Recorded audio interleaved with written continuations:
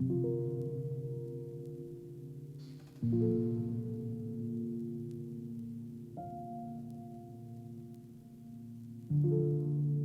Jane Carlin, a member of the board, and on behalf of all of my colleagues on the board, welcome to our afternoon 2022 annual membership meeting. We're going to start out with our presenters, which will be about a half an hour, and then we're going to segue into our business meeting. Now, a few words about our speakers. We are just so fortunate to have both Tim Ely and Amanda Clark with us. It's gray on Bainbridge Island where I am today, and I can only say to Tim and Amanda that you are going to brighten my day as well as I'm sure everybody else's on this Zoom call. We're so fortunate to have you here to let us peer into your world, to learn about the work that you do together, as well as to provide a peek into Tim's artistic and creative work. For many of you, artist Tim Ely needs no introduction. In fact, Tim, the workshop you gave several years ago for PSBA members has had a lasting impression on those that attended. Many today still talk about what an impression that workshop made on them. Tim is an accomplished artist who currently lives in Eastern Washington near the Colfax River. From his early years, he's always been a creative force. After he received an MFA in design in the mid-70s, he began a self-motivated study of bookbinding and began to fabricate the work he is known for today. He has received numerous awards and accolades, has traveled extensively studying bookbinding and papermaking, and is an accomplished teacher, having taught at the Center for Book Arts and throughout this country and internationally. As Amanda stated, his work is collected planet-wide and is held in a number of public, private, and even secret collections. Now, Dr. Amanda Roth Clark is both a personal friend and a wonderful colleague. As Dean of the Library and Special Programs at Whitworth University in Spokane, and as chair of the Orbis Cascade Alliance of Academic Libraries in the Northwest, Amanda brings both passion and expertise to her work.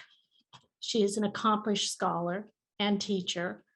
She holds both an MLS and a doctorate in library and information science, and her research interests include art history, architecture, Chinese history, and of course, artist books. In fact, as she just stated, she's currently teaching a class on artist books at Whitworth, and we are delighted to welcome many of your students here today. In fall 2021, Amanda wrote a wonderful essay for the Book Club of Washington titled Cycle, Life, Box, Book, Musing on a Day in Tim Ely's Studio. And I'd like to read you just a brief few sentences from her introduction.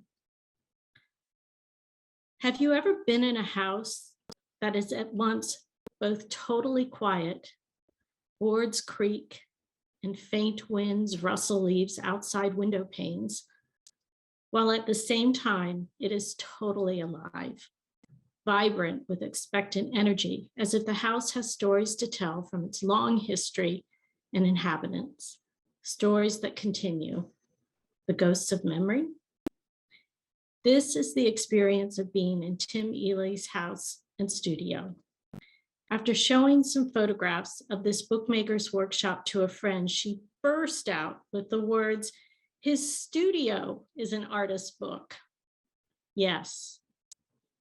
Pins stuck into bobbins of twine, cold metal, bottles of every shape and size filled with the rare, the mundane, the unnoticed, layers, colors, and textures. Tim's studio is like one of his books, waiting to be explored and handled, cherished without hubris, and appreciated with awe while cracking a sly grin. Please join me in a virtual round of applause to welcome both Amanda and Tim. Thank you, Jane. Thank you so much. Oh my goodness. Well, yes, I am here merely to interview Tim, who I also count as a glorious friend. So I will certainly and encourage questions in the chat. And so as Tim and I move forward and he answers questions and does some of these musings that I'm so fond of, please drop those questions into the chat. And just, I wanted to share just ever so briefly, and then as I say, sort of get out of the way of the spotlight so that Tim can share. This is a book we've just acquired here at Whitworth, one of Tim's books, The Seed of Mercury. And so in case any of you are not familiar with his work, I wanted to make sure you had a visual, and this one's so incredibly representative. I wanted to make sure you had that in your mind as we start chatting with Tim. So Tim, I see you have unmuted and you are surrounded by books. Yeah, you are. Okay, that's good. And you brought some props to show us today. I'm very excited. I always get a question about how did I start? And so I usually put the blame, I guess, on my father's hardware store and the library that was in town. But I also remembered a couple of nights ago that a local department store had a bookstore, and I started buying books when I was 7. And this one is peculiar because it's a massive focus for what I would become. And on page 1 of this book, a large meteorite lands basically in Tom Swift's backyard, covered all over in hieroglyphica and mathematical symbols. And so for the last 50 years, I've tried to make this rock. And it was not, lapidary is not my thing, but bookmaking is my thing. So I decided that rather than build this meteorite covered all over, I would build a book contained within. And so I keep thinking that I can't find anything really that's much earlier than this initial huge prompt. And these books are just insane. They're like fever dreams because the writing is very peculiar.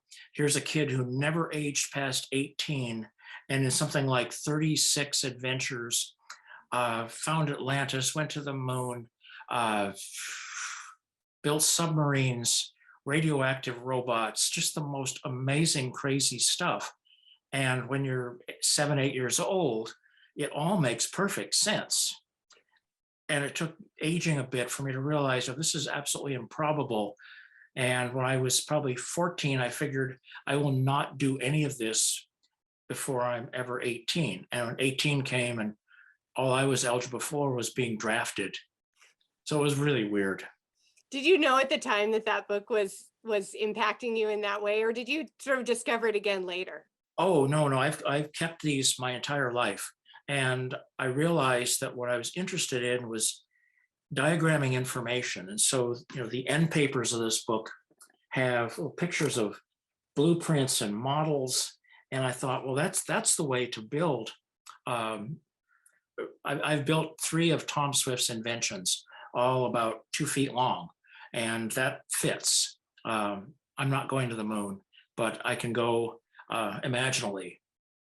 Well, and your books definitely feel like you're diagramming or you're charting something, but do you know, my students always ask, what does it mean? What's the deeper meaning? And how do you answer those questions? Meaning's contained in everything, and something we seem to do in this human form is secrete meaning around forms. So we could have a marble or a small cannonball. A cannonball is a great example because a friend gave me one. And the next thing you know, we're talking about history. We're talking about the cannonball. We're talking about how much this would hurt if it hit you. And so all of a sudden, this little chunk of steel, cast iron, had all this meaning. And we were talking about actually building it into the box of a book we were working on together. And so I can find dirt or feathers or scraps of thread. And, we all make it up, but after a while, it starts to cement itself and become kind of real, Yeah. which is strange, but it's what we do. Yeah. Meaning making. We do Meaning it. making, yeah. And so when I started making the books that I'm sort of known for, this was probably around 74, 75. I was really interested in what knowledge looked like. And I was really interested in the books that I could not understand. So whether it was a rare book from, say, a 16th century thing in Latin that I didn't even know what the subject matter was, but it was such a compelling object that it had a presence. And I knew I want to make that, but I don't want to do all that other legwork to make exactly that. So, what did I have to draw on? Well, I had to draw on a lifetime of reading comic books and science fiction, building weird stuff. I had some very wonderful, crazy friends growing up. So we all made things. And a couple of these guys were mechanics, a couple of them were draftsmen, a couple architects. So it was all this sort of self-feeding Mhm. setup, which Mhm. I could not escape. No. And thank goodness you didn't. I love that. And maybe we don't need to know what the Latin says, right? Because you have a whole experience with it No, beyond that.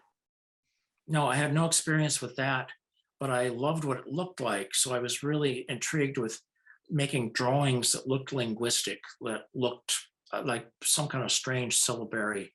And as soon as they start to look like something, I try to do something to change that so we never could get a handle on it. Yeah. Yeah. Always just out of grasp. Because we want to stand inside the mystery. I love that. Stand inside the mystery. It's so good. Did you say you brought a tool to show us, or did Well, I make that up? no, you didn't.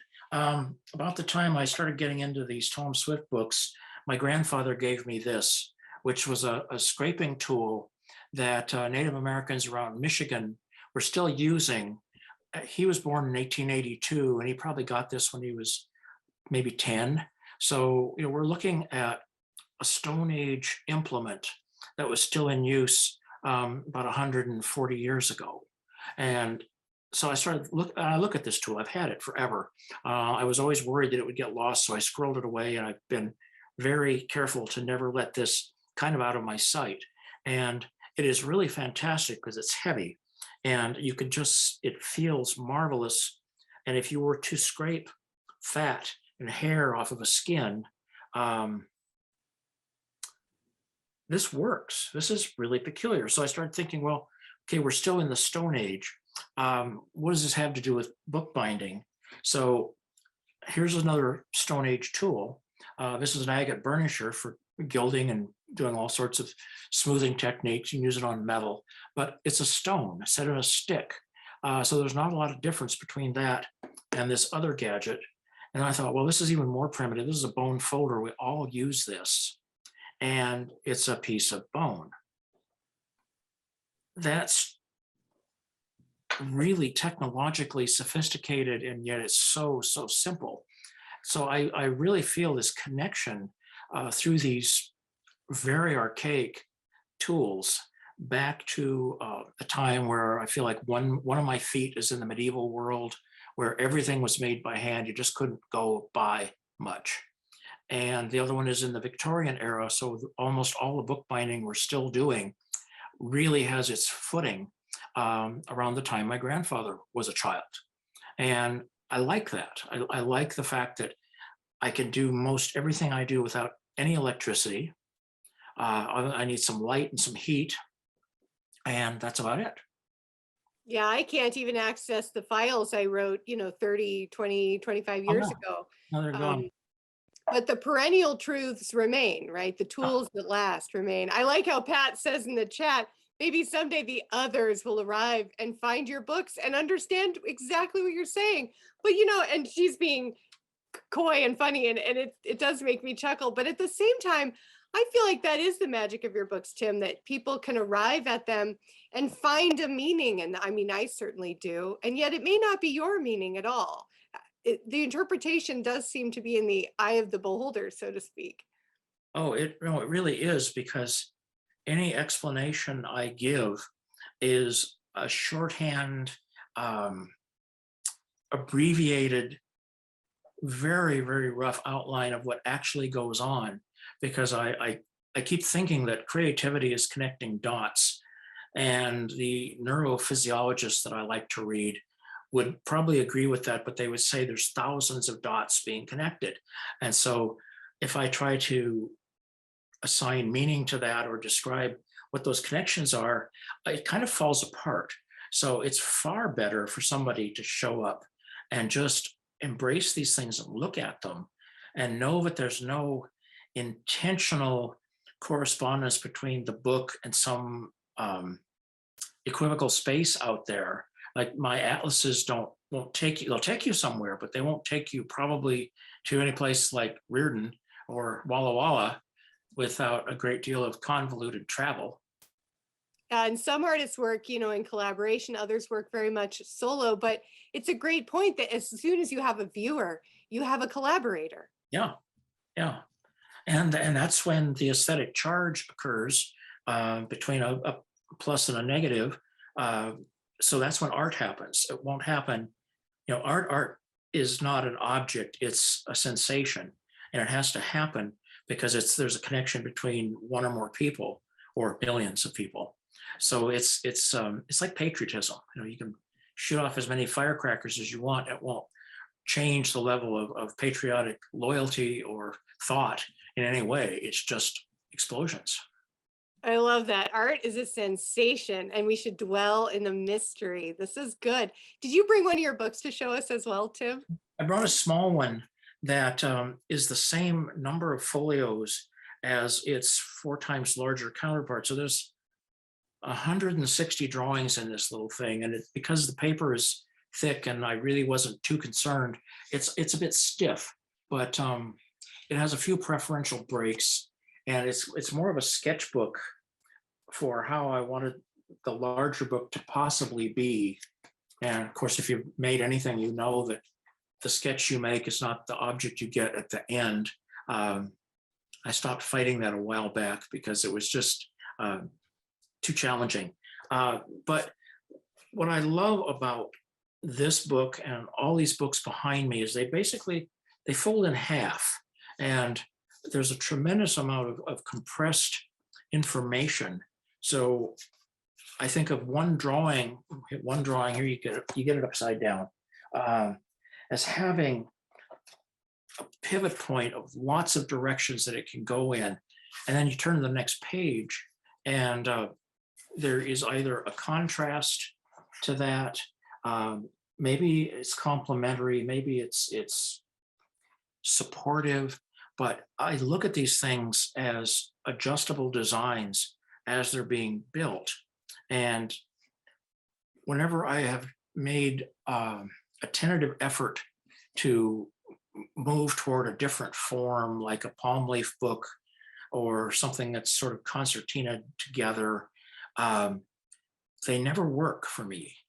And I'm just so amazed that they work for other people, because I can't get there. It's sort of like I can't play gamelan music, except mine is just noise. So this is a big deal. And I keep coming back to a notion that I'm probably really conservative as far as the book form goes, because I just keep retreating back into this form that I know that the building of the thing will work. So the weirdest stretches are in the drawings, and how do those happen? And I just started yesterday a pair of books that so far they're untitled, but for the lack of a better description, they're visionary books that can't be bound. And I've only made 2 or 3 drawings, and I'm a little terrified because I don't know where this is going to go, or if they'll work, or if they will just be goofy. They could be very cliched. But once the drawings are started, it's either going to be really, really cool. Maybe it'll be kind of revelatory, but it also could be just something that doesn't take any flight. So next time you visit, there might be something. Well, taking risks is the best. And I think taking the risk of being cliche shows a great deal of wisdom, actually, because that is a challenge. So I have a question. So sometimes, students or others, and even myself will say, I'm not an artist, I'm not artistic, but what advice do you give to people to sort of build their confidence to create? You've run workshops in the past, maybe in the future again. How do you instill that confidence into maybe new create makers, people who are not used to making? How do you handle that? I think the stumbling block for them and for me are the labels. And, Anne, my wife, has pointed out that in Europe, there can be an architect who's also a potter, who's also a musician, and Europeans don't seem to give it any thought. And here, it seems sometimes very vivid that if a person is a potter and they choose to make a book, there's some kind of noise about that that's somewhat unpleasant. So my feeling is get rid of all ideas of category and just make things. And so when I started making books, they were terrible. When I started playing the guitar, it was bad. But all of a sudden there was a pivot point, and it's just so vivid where you suddenly can't do something and then it occurs and you're doing it. So when my friend Dan Russell saw the first book I made, he just shook his head and said, "You're going to have to make 50 of these." And I was hoping for a little bit more support, but instead I got a really skin raw truth that, yeah, I'm not remotely ready to even talk about this, much less show this. So I decided he's right. He was absolutely correct. And it wasn't 50 that I'd have to make, it was more like 500. And I still am figuring this stuff out. So we are really unkind to ourselves most of the time. I have friends that say, I cannot draw, and they will be drawing. And I tell them, well, you're doing it now, you're drawing, and don't compare yourself to somebody else who draws differently or in what your mind might say is better, because it might not be. So it's important to draw, it's important to cook, it's important to play music. I might personally draw the line of singing because I just don't want to hear that. But I know I could do it of some kind. Maybe I would sound a touch like Mark Knopfler, and it might be more of a spoken word thing, but it works for him. So it's more important to derail that thinking part of your brain that wants to dismiss your efforts and just climb aboard and just keep doing it. Absolutely. That's good wisdom for students right there, to just keep after it. And also, I love these comments that are popping up in the chat about just because we make something doesn't mean we know everything there is to know about it. That's so true. And I also love this idea that ideas that will take form, sorry, I misread that. The idea will take the form that it needs to manifest. I love this. Manifest is the word of the day. It keeps popping up today. Yeah. Tim, you've traveled extensively. Are there a few places in particular that you feel have really impacted your work? Norway immediately always comes to mind because I met writers that were supported by the government. I met artists that were appalled by the idea of altering a book or destroying a book to attempt to force it into something else. I met Norwegian bookbinders, and it was very quick for me to figure out that I don't know anything about European bookbinding, as my training is English. And Norway was just unbelievably beautiful. I couldn't turn without seeing something amazing. I was with a pile of art students for, I think, 2 weeks, and I saw things that I had never even imagined could exist. And I drew a lot. And I'm still in touch with a few of these students. So it's that kind of thing, going again, it's the mystery. I didn't know what was going to happen in Norway, except I was invited to a conference. And once the conference happened, there was an elderly German typographer who showed up. And next thing I knew, I it was very clear, but I knew nothing about type and typography. And so a dinner with this man was just, it was a blow to the head. It was so fantastic. And so, going to England, England is history. Going to South America, that's biology and botany and critters climbing in the woods. And since, all these books behind me have an influence on the books I make, and traveling does as well, it may not be as intense because I don't do it as much as I read, but the books can set you up for a heightened experience when you get to someplace. That's true. Like a premonition. What about Japan? Is Japan in there as well? Oh, yeah, Japan's in there. Japan was really big, and I never got to China. I don't know if I'll make it. But see, I had a mentor when I was 18, and neither one of us ever used that word. But my friend Peter had spent years in Japan or in Okinawa. And so every once in a while, he would just drop these little bombs like, well, when you get to Japan, ... this will happen. Or when you get there, you need to go to this brush shop in Kyoto. And I'm thinking, well, you were there 35 years ago. It won't be there. And when I finally got to Japan, it was there. And of course, everything I ate in Japan was wonderful. Every tool I came upon, I needed to have. So it was like, a tremendous in-depth shopping and conversational experience with especially Japanese printmakers and paper makers. I had one Japanese bookbinding teacher, and we spent some time together. So yeah, there's impact all around. But this question is kind of wonderful because it's like somebody asking, well, so who are your favorite guitar players? And I just kind of blank out because, well, there are a lot. And, I don't have them sort of prioritized. But I just minutes before we started this, somebody sent me a YouTube video of Neil LeVang on the Lawrence Welk show. And I saw that when I was probably 9.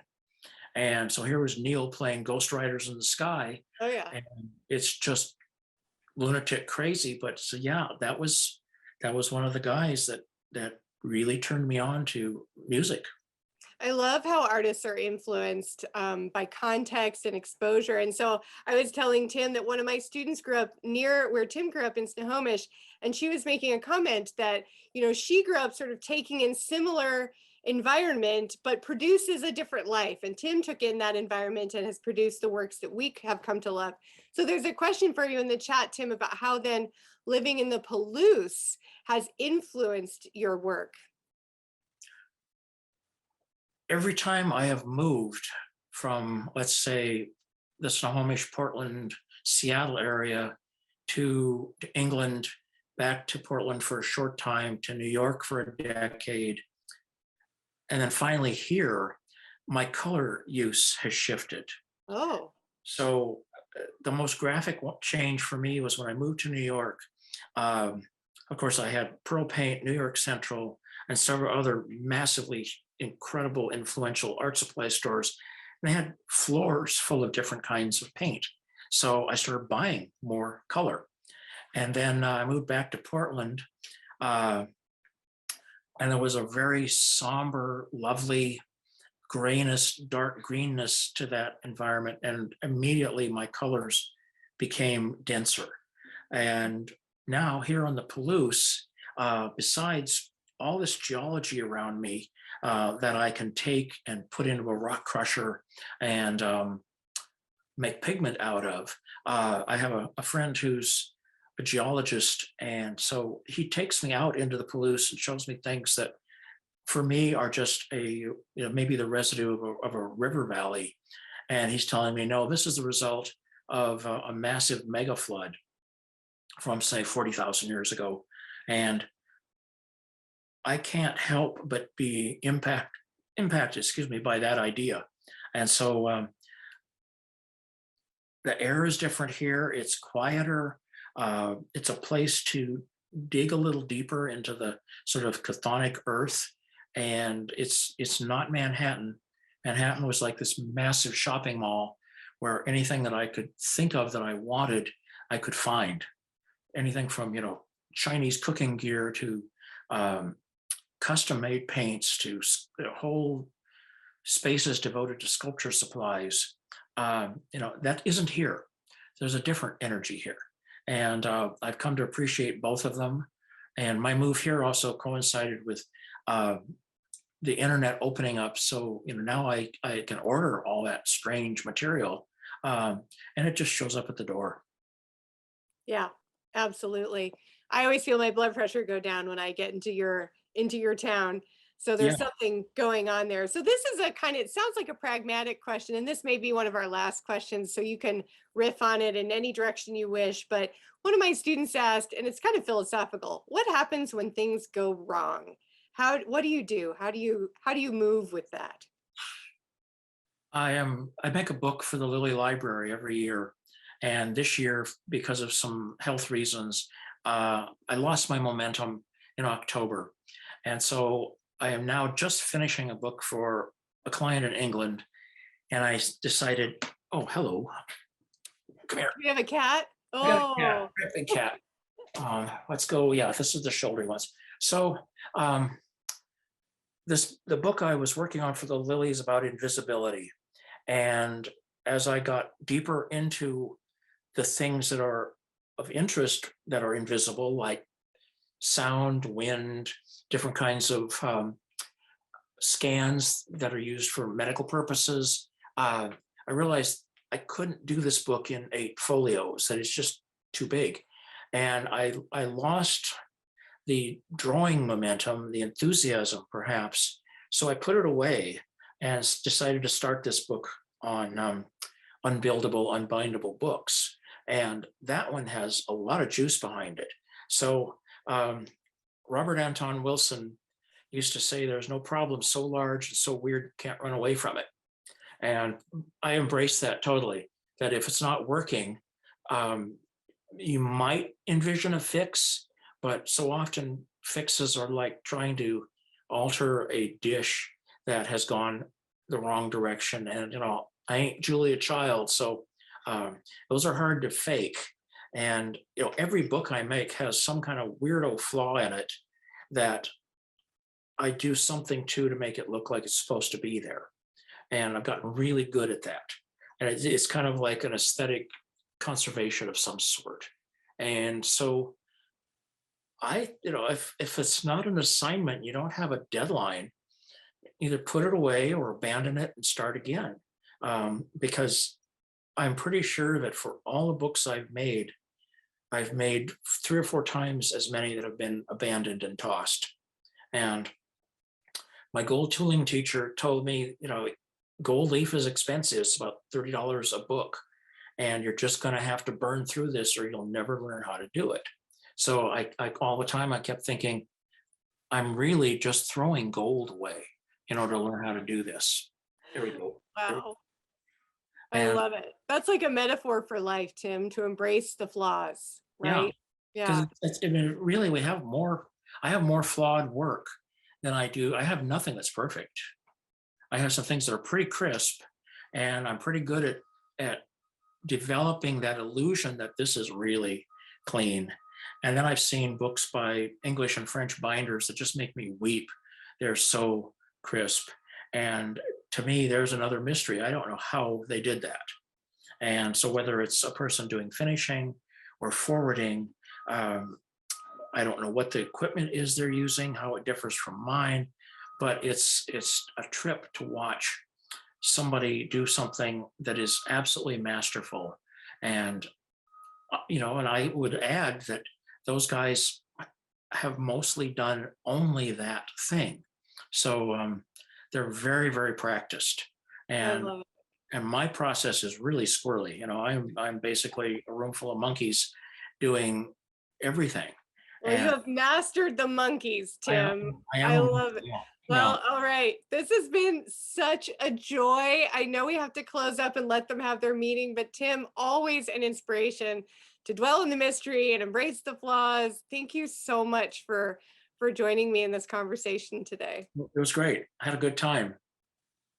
All right, well, we'll hand it back over to you all to run your business, but thank you again. Good seeing you, Tim.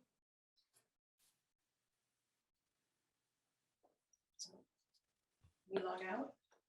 I could.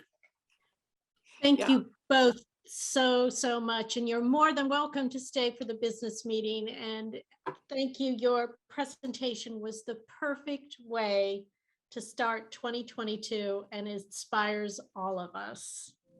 Thank you so much.